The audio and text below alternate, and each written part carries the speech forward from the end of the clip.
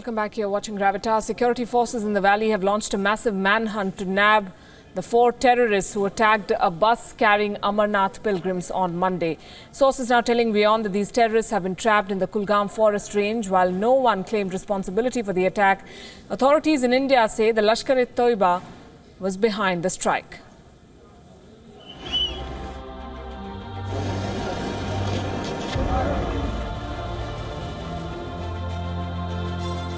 The attack on Amarnath Yatra pilgrims has reignited the issue of Pakistan-sponsored terrorism in the valley.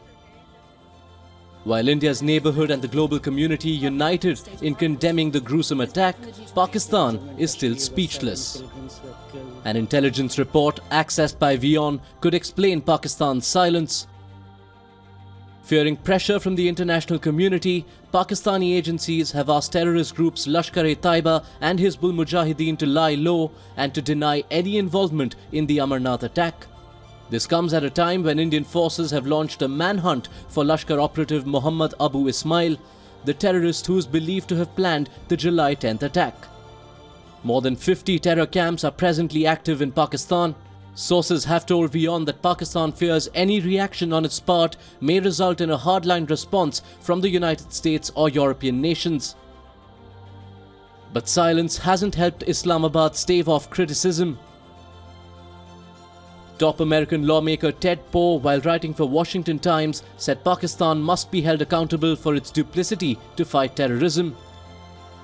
In no uncertain terms, he called for a complete review of US ties with Pakistan.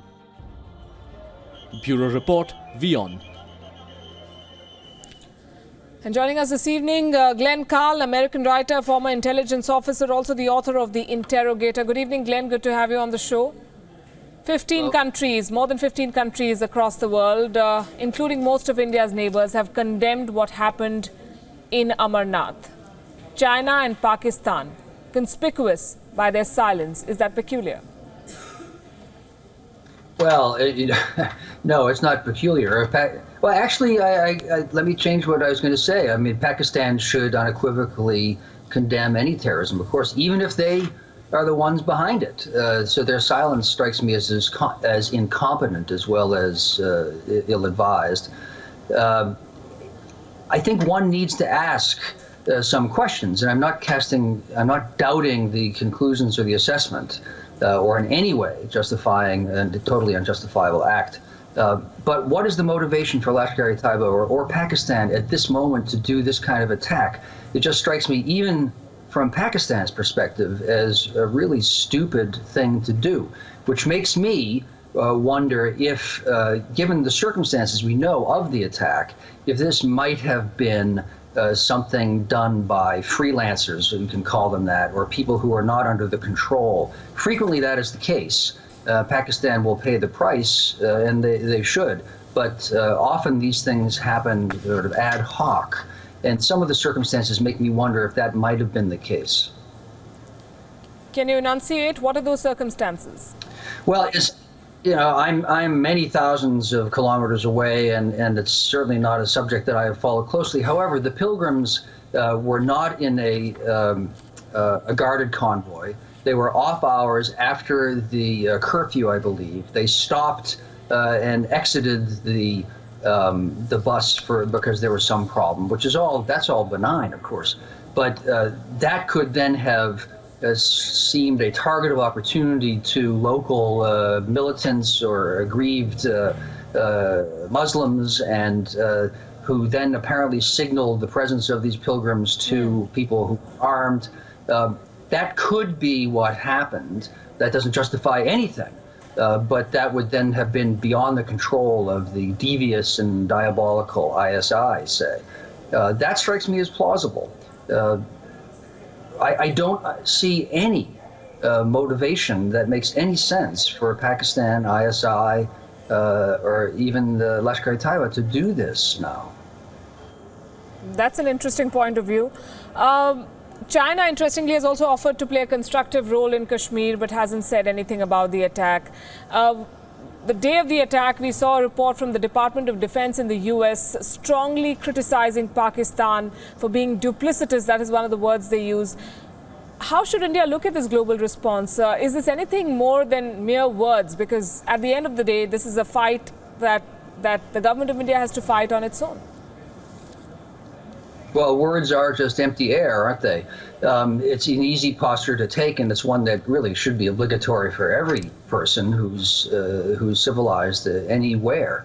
China is acting quite cynically and sees possible chip to play here in its strategic struggle, is not too strong a word, with India as both countries rise in regional and global power. That doesn't justify at all China's lack of condemnation. Everyone should condemn this sort of thing.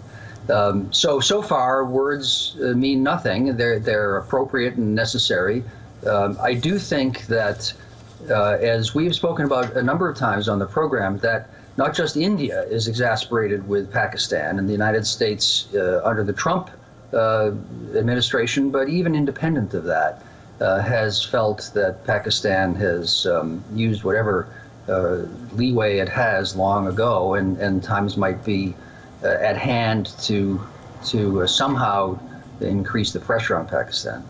But that's easy to say. What specifically will happen, I have seen no signs of harsher policies. Well, he's not clarified what his South Asia policy really is, but Donald Trump, as you mentioned, has on numerous occasions criticized Pakistan for not doing enough and therefore of not deserving American aid on military and other issues. What has kept him from walking the talk? Well, I think what's kept him from walking the talk is that, as you prefaced your description, he has no real policy, and talking tough is easy, and that's what he knows. He thinks he knows how to do.